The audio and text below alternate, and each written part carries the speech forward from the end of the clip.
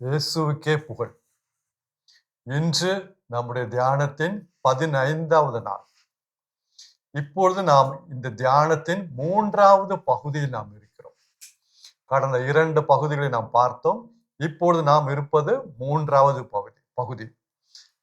இந்த பகுதியில் நாம் எதை குறித்து தியானித்து வருகிறோம் என்றால், நாம் கிறிஸ்துவ வாழ்வு வாழ வேண்டிய நாம் எந்த பாதையில் நடக்க வேண்டும், ஓட வேண்டும், நம்முடைய ட்ராக் என்ன, நம்முடைய நடைமுறை வாழ்க்கை, நம்முடைய பிராக்டிகல் லைஃப், அனுதின வாழ்வு எவ்வாறு இருக்க வேண்டும் என்பதை குறித்து நாம் ஆழமாக தியானித்து வருகிறோம். நேற்றைய தினம் நம்ம இதை குறித்து இன்னும் ஆழமாக பார்த்தோம். நம்முடைய செயல்கள், நம்முடைய பேச்சு, நம்முடைய சிந்தனை எப்படி இருக்க, நம்முடைய பார்வை எப்படி இருக்க வேண்டும், கிறிஸ்து எப்படி வாழ்ந்தாரோ அதே போல நாம் வாழ வேண்டும் என்பதை குறித்து நாம் நேற்றைய தினம் பார்த்தோம். அதை பார்த்த பொழுது சில சந்தேகங்கள், சில கேள்வி எல்லாம் நம்முடைய உள்ளத்தில் வந்திருக்கலாம், இல்லை என்று சொல்லவில்லை. இதெல்லாம் எங்களால வாழ முடியுமா? இப்படியெல்லாம் எங்களால நடந்து கொள்ள முடியுமா? எங்களுக்கு அதுக்குரிய சக்தி இல்லையே, எங்களுக்கு அதற்குரிய ஒரு வல்லமை இல்லையே. நல்ல கேள்வி, அருமையான கேள்வி. இந்த கேள்வி பலருக்கும் இந்த கேள்வி வந்திருக்கிறது, எனக்கும் பல முறை வந்திருக்கிறது. எனவே இந்த கேள்வி நல்ல ஒரு கேள்விதான். நாம் தியானிப்போம், சிந்திப்போம், பயப்பட தேவையில்லை. நம்ம அப்பா நம்முடைய சக்திக்கு அப்பாற்பட்டு நம்மை சோதிக்க மாட்டாருங்க. எல்லாம் நம்முடைய நன்மைக்காக தான் அவர் செய்வார். ஆனா ஒன்று மட்டும் தெரிந்து கொள்ள வேண்டும், இந்த பாதை, இந்த ட்ராக், நம்ம நேற்றைய தினம் பார்த்த அந்த பாதை, அந்த ட்ராக்கு, அந்த சிலுவை பாதை, இது இடுக்கமான ஒரு பாதை, நெருக்கமான பாதை. ஆனால் அந்த பாதை தான் வாழ்வுக்கு அழைத்து செல்லும் பாதை. வேற எந்த பாதையும், எந்த வழியும் வாழ்வுக்கு இட்டு செல்லாது. இந்த பாதையில் நாம் நடந்தோம் என்றால் நிச்சயமாக நாம் வாழ்வடைவோம். அதுதான் முக்கியமானது. சரி, அப்போ இந்த பாதையில் நடக்கக்கூடிய சக்தி நமக்கு தேவை. அதற்காக நாம் என்ன செய்ய வேண்டும், அது எவ்வாறு நமக்கு கிடைக்கும் என்பதை குறித்து இன்றைக்கு நாம் பார்ப்போம். அதற்கு நேற்றைய தினம் நாம் தியானித்த அந்த வசனத்தையே நாம் மீண்டும் பார்ப்போம். யோவான் நற்செய்தி 1 அதிகாரம் 17வது வசனம். The Gospel of St. John, யோவான் நற்செய்தி 1 அதிகாரம் 17வது வசனம். நேற்று தினம் நாம் இதை பார்த்தோம். திருச்சட்டம் மோசே வழியாக கொடுக்கப்பட்டது, அருளும் உண்மையும் கிறிஸ்து வழியாக வெளிப்பட்டது. அப்ப அந்த உண்மையை பற்றி நாம் பார்த்தோம். அந்த உண்மையின் அடிப்படையில் தான் நம்ம அந்த பாதையை தியானித்தோம்.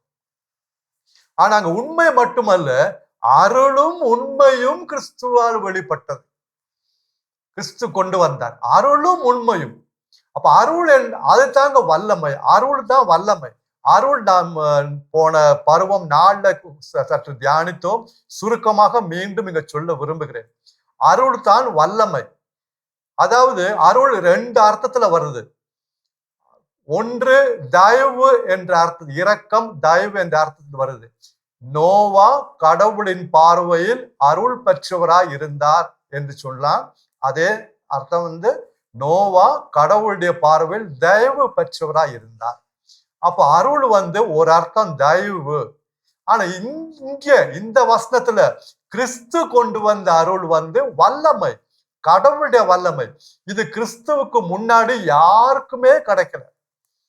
இந்த அருள், இந்த வல்லமை கிறிஸ்துவுக்கு முன்னாடி யாருக்குமே இந்த அருள் கிடைக்கல, வல்லமை கிடைக்கல. அவங்க ஏங்கினாங்க, ஆனா கிடைக்கல. ஏன் கிடைக்கலன்னா, இந்த அருள் கிறிஸ்துவோட சிலுவை மரணத்துக்கு பிறகுதான் கிடைச்சிருச்சு. என்ன காரணம்? கிறிஸ்து சிந்திய இரத்தத்தால் நம்முடைய உள்ளம் தூய்மையாக்கப்பட வேண்டும். அதற்கு பிறகுதான் தூய ஆவியானவர் நமக்குள்ளே வர முடியும். இந்த அருளை கொண்டு வருபவர் தூய ஆவியானவர். நமக்குள்ளே தூய ஆவியானவர் வர வேண்டும் என்றால் நம்முடைய உள்ளம் தூய்மையாக்கப்பட வேண்டும். அதற்கு ஆண்டவராக இயேசு கிறிஸ்து இரத்தத்தை சிந்த வேண்டும். அந்த இரத்தத்தினால் தான் தூய்மையாக்க முடியும். அது பிறகுதான் தூய ஆவியானவர் உள்ள வர முடியும். அங்கேதான் அப்பொழுதுதான் அருள் கிடைக்கிறது. கிறிஸ்து கொண்டு வந்த அருள் நமக்கு அந்த வல்லமை கிடைக்கிறது. அன்பானவர்களே, இயேசு ஒரு முறை சீடர்களை பார்த்து சொன்னார், நீங்கள் ஜெருசலேமிலே தங்கிருங்கள், தூய ஆவியானவருக்காக காத்திருங்கள். அவர் வரும் பொழுது, அதாவது ஆவியானவர் வரும், தூய ஆவியானவர் வரும் பொழுது நீங்கள் வல்லமை பெறுவீர்கள். You will receive power. அப்போது நீங்கள் எனக்கு சாட்சிகளாக இருப்பீர்கள். நீங்க வல்லமை பெறுவீர்கள். என்ன வல்லமை? எதற்கான வல்லமை? கிறிஸ்துவை போல வாழக்கூடிய அந்த வல்லமை.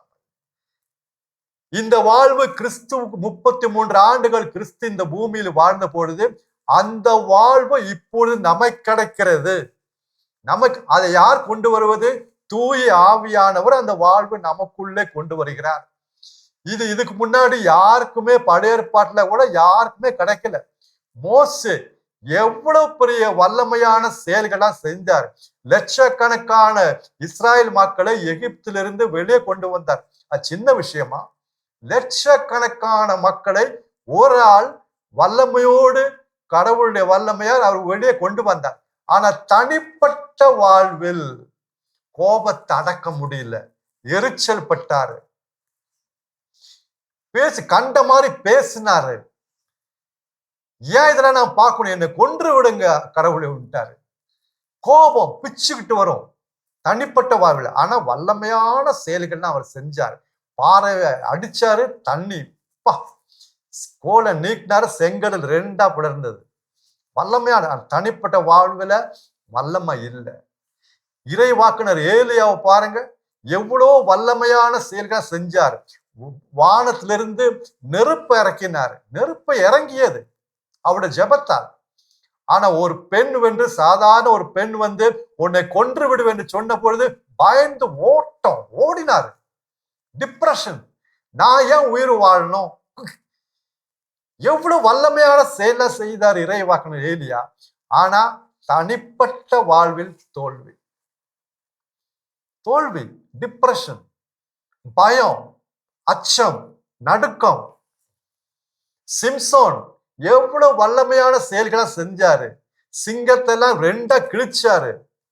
ஆனா விபச்சாரம் என்ற சிங்கத்தை ஜெயிக்க முடியல. தாவீது ராஜா கடவுளுக்கு நெருக்கமானவர், அந்த இஸ்ராயல் தேசத்தையே உருவாக்கியவர் அவர். ஆனா விபச்சாரத்தில் விழுந்தார். ஏன்? தனிப்பட்ட வாழ்வுல வல்லமை இல்லை. ஆண்டவராக இயேசு கிறிஸ்து ரத்தத்தினால் இவங்களுடைய உள்ளம் தூய்மையாக்கப்படவில்லை. தூய ஆவியானவர் உள்ள வரல, மேல வந்து செயல்பட்டாரு. அவர்கள் மேல் வந்து செயல்பட்டார், வல்லமையான செயல்களா செஞ்சாங்க. ஆனா உள்ள தனிப்பட்ட வாழ்வுல ஒண்ணுமே ஜெயிக்க முடியல. இன்றைக்கு அன்பான சகோதர சகோதரர்களே, உங்களுக்கும் எனக்கும் கிடைத்த இந்த பாக்கியம் அவங்களுக்கு கிடைக்கல. நாம் வந்து பாவத்தை ஜெயிக்க முடியும், கோபத்தை ஜெயிக்க முடியும், எரிச்சல் படுறதை ஜெயிக்க முடியும். நாம் தளர்ந்து போக தேவையில்லை. ஏன்னா அருள், கிறிஸ்து கொண்டு வந்த அருள் நமக்கு கிடைத்திருக்கு. இப்ப ஒரு சிலர் கேட்பாங்க, என்னப்பா எனக்கு நான் கோபத்தை ஜெயிக்க முடியலையே, நானும் கிறிஸ்தவன் தானே, நான் எரிச்சல் படுறேன்ல, கோபம் எனக்கு பிச்சுக்கிட்டு வருது, சில சோதனைகள்லாம் பாவ இச்சைகள்லாம் என்னால ஜெயிக்க முடியலையே, நானும் இத்தனை வருஷமா கிறிஸ்தவளா வாழ்ந்துட்டு இருக்கேன்னு நம்ம சீரியஸா எடுத்துக்கிறது கிடையாது. அன்பாந்தவர்களே, இந்த கிறிஸ்துவ வாழ்வு நம்ம சீரியஸா எடுத்துக்கிறோமா? சாத்தான் சொல்றான், உன்னால ஜெயிக்க முடியாது, கோபத்தை ஜெயிக்க முடியாது, நீ இப்படிதான் இருப்ப, நீ எரிச்சல் படுவ, கோபப்படுவ, இந்த பாவ இச்சையில உன்னை ஜெயிக்க முடியாதுன்னு சொல்ல அதை நம்பிடுறோம். அதை நம்புறோம். கடவுள் சொல்றா, இல்லப்பா அருள் உனக்கு நான் தரேன்ப்பா, தூய் ஆவியா எனக்குள்ள வந்திருக்கப்பா, நீ நம்புப்பா. அது நம்ப முடியல, அதை நம்ப முடியல. இறை வார்த்தை, கடவுளோட வார்த்தை சீரியஸா நம்ம எடுத்துக்கிறதே கிடையாது. கிறிஸ்தவ வாழ்வு வேற, உலக வாழ்வு வேற, 2ஆ பிரிச்சுட்டோம். கிறிஸ்தவ வாழ்வு நமக்கு எது? கிறிஸ்தவ வாழ்வுனா கோயில் போறது, ஜெபிக்கிறது, பைபிள் வாசிக்கிறது, கிறிஸ்துமஸ் கொண்டாடுறது, ஈஸ்டர் கொண்டாடுறது, இதெல்லாம் கிறிஸ்தவ வாழ்வு. மற்றபடி சமைக்கிறது, சாப்பாடு சாப்பிடுறது, வேலைக்கு போறது, படிக்கிறது, இதெல்லாம் வேற வாழ்வு. 2ஆ பிரிச்சுட்டோம். அன்பாக நடைமுறை வாழ்க்கையில கிறிஸ்து எப்படி வாழ்ந்தாரோ அப்படியே நான் வாழ வேண்டும். அதான் கிறிஸ்தவ வாழ்வு. அவ்வாறே நான் வாழ வேண்டும். இந்த சூழ்நிலையில் கிறிஸ்து என்ன செஞ்சிருப்பாரோ அதை நான் செய்ய வேண்டும். இந்த சூழ்நிலையில் கிறிஸ்து என்ன தீர்மானம் எடுத்திருப்பாரோ அதை நான் எடுக்க வேண்டும். அதுதான் கிறிஸ்தவ வாழ்வு. இந்த பிரச்சனையை கிறிஸ்து எப்படி சந்தித்திருப்பாரோ அப்படியே நான் சந்திக்க வேண்டும். அதுதான் கிறிஸ்தவ வாழ்வு. இந்த சோதனை வரும்போது கிறிஸ்து எப்படி ஜெயிச்சிருப்பாரோ அதே போல நானும் ஜெயம் கொண்டாட வேண்டும். அதுதான் கிறிஸ்தவ வாழ்வு. தளர்ந்து போகுதல். போகக்கூடாது. அன்பான சகோதர சகோதரர்களே, கிறிஸ்து வாழ்ந்த வாழ்வு கிறிஸ்துவ வாழ்வு. இப்பொழுது அருள் என்று சொல்லும்பொழுது, கடவுளுடைய வல்லம் என்று சொல்லும்பொழுது, அது கிறிஸ்துக்குள்ள இருந்த அந்த வாழ்வை நமக்குள் தூய ஆவியானவர் கொண்டு வருகிறார். 33 ஆண்டுகள் கிறிஸ்து இந்த உலகத்தில் வாழ்ந்த பொழுது அவருக்குள் இருந்த அந்த வாழ்வு நமக்குள்ள கொண்டு வருகிறார். நமக்கு ஒரு புதிய ஒரு வாழ்வு கிடைக்கிறது. இது புதிய ஒரு வல்லமை கிடைக்கிறது. அனைத்தையும் ஜெயிக்கக்கூடிய ஒரு வல்லமை கிடைக்கிறது. பழைய ஏற்பாட்டுல கிடைக்கல. பழைய ஏற்பாடு வாழ்க்கையும் புதிய உடன்படிக்கை வாழ்க்கையும் வித்தியாசமானதுங்க. அது சொல்ல போன ஒரு எடுத்துக்காட்டு சொன்னா நன்றா புரியும். ஏரோப்ளேன் பார்த்திருக்கீங்க. ஏரோப்ளேனும் மேல பறக்குது, ஒரு பறவையும் மேல பறக்குது.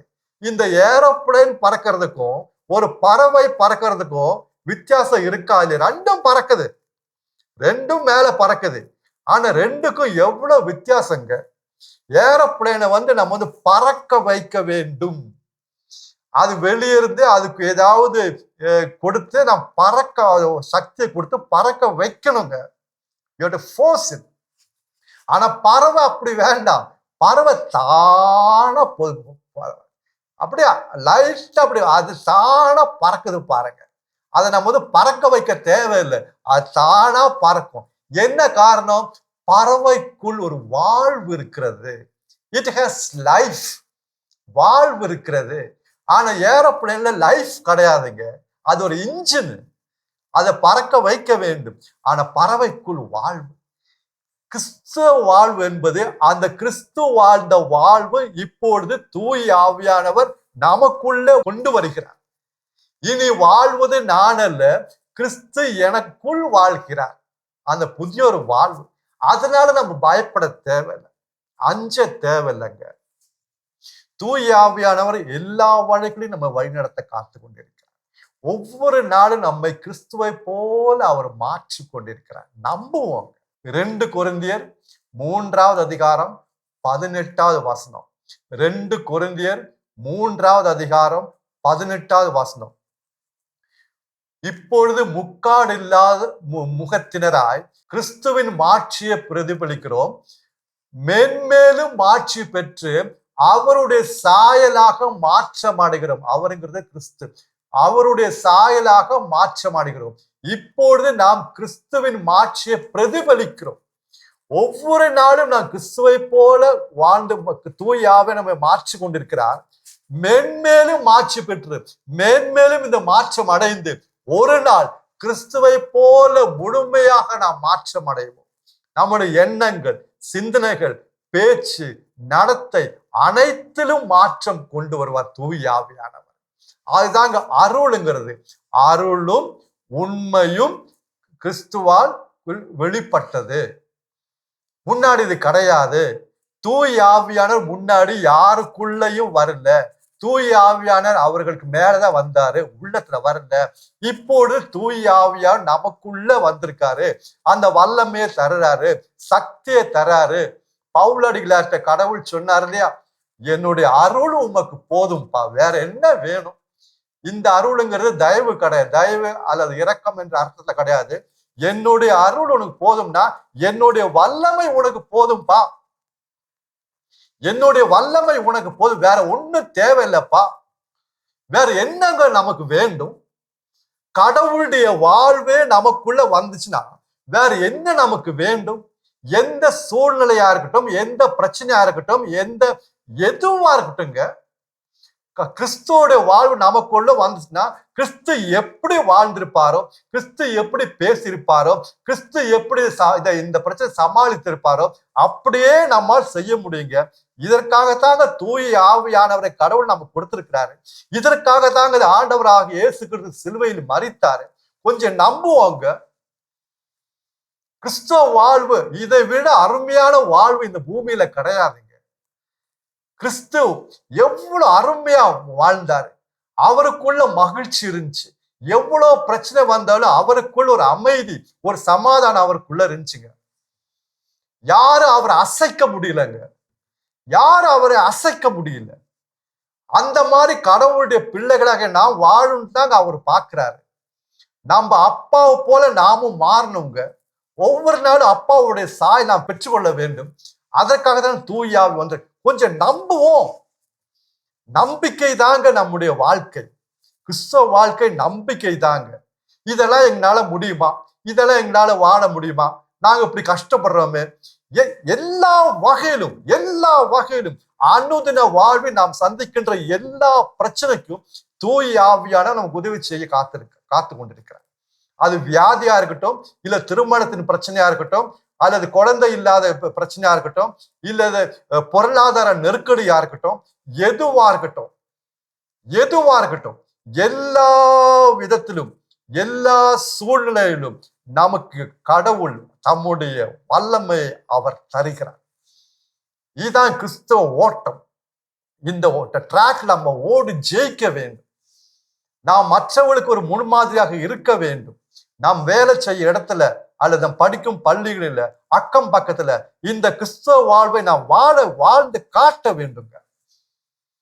இன்றைக்கு எத்தனை பேர் கிறிஸ்துவ நம்புறாங்க?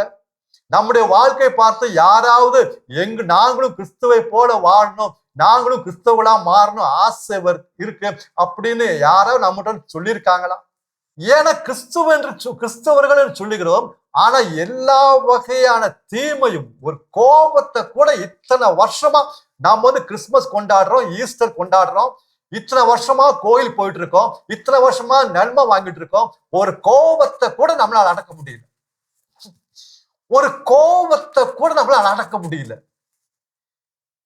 ஒரு எரிச்சல் படுறதை கூட அடக்க முடியல.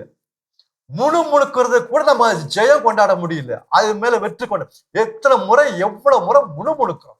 அது சரியில்லை, இது சரியில்லை, அப்படி போச்சு, இப்படி போச்சு, என் வாழ்க்கை அப்படியாச்சு, என் பிள்ளைங்க வாழ்க்கை அப்படியாச்சு, என்னோட வேலை இப்படி ஆயிடுச்சு. எத்தனை முறை முணுமுணுக்கிறோம். இல்ல எத்தனை வருஷமாச்சு நம்ம கிறிஸ்தவனா வாழ்ந்து, எத்தனை நாள் கோயில் போய் திருப்பலி பார்த்திருக்கோம், எத்தனை முறை திருவிருந்துல பங்கெடுத்திருக்கோம், எவ்வளவு கிறிஸ்துமஸ், ஈஸ்டரு, எவ்வளவு ஜெபம், வழிபாடு, ஆராதனை, உபவாசம், எவ்வளவுங்க. அப்புறம் ஏங்க ஒரு கோபத்தை அடக்க முடியும்? ஒரு முறை கோபத்தை அடக்க முடியல, எரிச்சல் படுறதை அடக்க முடியல, முணுமுணுக்கிறத அடக்க முடியல. இது நமக்கு பெரிய விஷயம் கிடையாது. இந்த மாதிரி செய்தியெல்லாம் கேட்கிறோம், ஒரு ஆறுதலா இருக்கு, கொஞ்சம் கேட்க கொஞ்சம் நல்லா இருக்கு, தவக்காடுறது அப்படி செய்யலாம் கேட்கிறோமே தவிர, நடைமுறை வாழ்க்கையில இது கொண்டு வர நமக்கு வந்து அவ்வளவு ஒரு அக்கறை காட்ட மாட்டோம். அக்கறை காட்டுறதில்லை. தூய ஆவியானவருடன் நாம் ஒத்துழைக்க தாங்க தூய ஆவியானவரும் செயல்படுவாரு. இல்ல செயல்பட மாட்டாருங்க. தூய ஆவியான நாம் ஒத்துழைக்க அவர் செயல்படுவாருங்க, வல்லமே தருவாருங்க. அந்த உறவில், கடவுளோட அந்த அப்பாவோட உறவில் நம்மை கொண்டு போவாருங்க. நிச்சயமா இது வந்து இந்த கிறிஸ்தவ வாழ்வு என்பது ஒரு கட்டுக்கதை அல்லங்க, கட்டுக்கதை கிடையாது, இது ஒரு ஸ்டோரி கிடையாது, இது உண்மையான ஒரு வாழ்வு. அன்பார்ந்த சகோதர சகோதரிகளே, அருளும் உண்மையும் கிறிஸ்து வழியாக வெளிப்பட்டது. நாம் வாழ்றது கொஞ்ச நாள். இந்த கொஞ்ச நாள் இந்த சிலுவை பாதையில் நடந்து ஒவ்வொரு நாளும் இந்த சிலுவையை நாம் எடுத்து நாம் ஜெயம் கொண்டாட வேண்டும். சாத்தானை ஜெயிக்க வேண்டும். இது அற்புதமான இந்த வாழ்வு. நாம் தனிப்பட்ட வாழ்க்கையிலும் சரி அல்லது குடும்ப வாழ்க்கையிலும் சரி ஒவ்வொரு நாளும் நாம் இந்த சிலுவை எடுத்து நடக்க வேண்டும். இதை விட மேலான ஒரு வாழ்வு கிடையாது. மற்றவங்க வெளியிருந்து பார்க்கும்போது ஐயோ பாவம் என்று சொல்லுவார்கள். இவன் இழிச்சவாய, இவனுக்கு வாழ தெரியாது, பொழைக்க தெரியாதுன்னு சொல்லுவாங்க. இவன பகைவர்களை அன்பு செய்வது, தம்மை வெறுப்போருக்கு நன்மை செய்வது, அல்லது சபித்து பேசுவோருக்கு ஆசி கூறுவது, அல்லது இழிவாக பேசுவதற்காக ஜெபிப்பது, இப்படியெல்லாம் நாங்க வாழ முடியாதுப்பா. முடியாது. உலகத்துல யாராலும் இந்த வாழ்க்கையை வாழ முடியாதுங்க. ஆனா உங்களாலும் என்னாலும் இது வாழ முடியும். அதற்காகத்தான் தூய ஆவியானவர் நமக்குள்ளே வந்திருக்கிறார். அதற்காகத்தான் டே பை டே ஒவ்வொரு நாளும் இந்த கிறிஸ்துவ வாழ்வில் நாம் வளர வேண்டும். யோவான் நற்செய்தி 1 அதிகாரம் 4வது வசனம், அவருக்குள் வாழ்வு இருந்தது, அந்த வாழ்வு மனிதருக்கு ஒளியாக இருந்தது. பழைய ஏற்பாட்டுல அப்படி கிடையாது. பழைய ஏற்பாட்டுல கடவுளுடைய வார்த்தை தான் ஒளியாக இருந்தது. ஆண்டவரே உம்முடைய வார்த்தை என் பாதைக்கு விளக்காக இருக்கிறது. ஆனா புதிய ஏற்பாடு வரும்போது, புதிய உடன்படிக்கை வாழ்க்கைக்கு வரும்போது, யோவான் நற்செய்தி 1 அதிகாரம் 4 அவருக்குள் கிறிஸ்துவுக்குள் வாழ்வு இருந்தது. அந்த வாழ்வு மனிதருக்கு ஒளியாக இருந்தது. பாவத்தை ஜெயிக்கக்கூடிய அந்த வாழ்வு, சோதனையை ஜெயிக்கக்கூடிய அந்த வாழ்வு, கோபத்தை ஜெயிக்கக்கூடிய அந்த வாழ்வு, முணுமுணுப்பதை ஜெயிக்கக்கூடிய அந்த வாழ்வு, எரிச்சல் படுறதை ஜெயிக்கக்கூடிய அந்த வாழ்வு, சுயநலத்தை பொறாமையை ஜெயிக்கக்கூடிய அந்த வாழ்வு, அந்த வாழ்வு நமக்கு கடவுள் கொடுத்திருக்கிறாருங்க. கொடுக்க போவது கிடையாது, கிடைச்சிருக்கு. ஆனா அந்த அறியாமை, குருடர்களா போயிட்டோம். அறியாமை இப்படி எல்லாம் நடந்திருக்குன்னு நமக்கு தெரிய மாட்டேங்குது. இது நம்ம பெருசா எடுத்துக்கிறது கிடையாது. இரண்டாவது, நம்பிக்கை கிடையாது, நம்புறது கிடையாது. வேற ஒண்ணு, அறியாமையும் நம்பிக்கை இல்லாமையும் தான் நம்முடைய பிரச்சனை. வேற எந்த பிரச்சனையும் கிடையாது. Ignorance and unbelief. Ignorance and unbelief, அறியாமை. இரண்டாவது, நம்பிக்கை இல்லாமை. அன்பாதர்களே, தூய ஆவியானவர் நமக்காக நம்முடைய வேண்டுதல், நம்முடைய தேவைகளை நிறைவேற்ற அவர் காத்து கொண்டிருக்கிறார். கடவுளை நம்ம அப்பாவால் கொடுக்கப்பட்டவர் தூய ஆவியானவர், நமக்கு உதவி செய்ய அவர் வல்லமையோடு நம்முடைய வாழ்க்கையில் செயல்பட காத்து கொண்டிருக்கிறார். அந்த கிறிஸ்துவுக்குள் இருந்த அந்த வாழ்வை நமக்குள்ள ஒவ்வொரு நாளும் கொண்டு வருகிறார். அந்த வாழ்வினால் நம்மை நிரப்புகிறார். தூய ஆவியானவரே என்னை நிரப்பும் சொல்லும்போது அர்த்தம் என்ன? கிறிஸ்துவுக்குள் அந்த வாழ்வை அதிகமாக நமக்குள்ள கொண்டு வந்து நிரப்புகிறார். இதைவிட மகிழ்ச்சியான வாழ்வு கிடையாது. இதைவிட மேலான உன்னதமான ஒரு வாழ்வு கிடையாது. ஆவியானவரே, இந்த பூமியில் நான் வாழும் மட்டும், இந்த உலகத்தில் எத்தனை நாட்கள் எத்தனை வருடம் நான் வாழ்கிறேன் என்று எனக்கு தெரியாது. ஆனா இந்த பூமியில் வாழும் இந்த நாட்களில் எங்க அப்பாவோட விருப்பத்தை, திட்டத்தை முழுமையாக நான் செய்து முடிக்க எனக்கு நீங்க உதவி செய்தாக வேண்டும். என்னால் இது வாழ முடியாது. முழுமையாக கடவுள், எங்க அப்பா எனக்கு என்னென்ன திட்டம் வைத்திருக்கிறாரோ, அவருடைய விருப்பம் என்னவோ அது முழுமையாக 100% செய்து முடிக்க எனக்கு நீங்க உதவி செய்யுங்க தூய ஆவியானவரே. அதற்கு பிறகு நான் கண்ணை மூடட்டும் அப்படின்னு ஜெபிச்சீங்கன்னா நிச்சயமா தூய ஆவியானவர் நமக்கு உதவி செய்வாருங்க. என்ன காரணம்? ஒரே காரணம், ஏனெனில் இதுவே தகுந்த காலம்.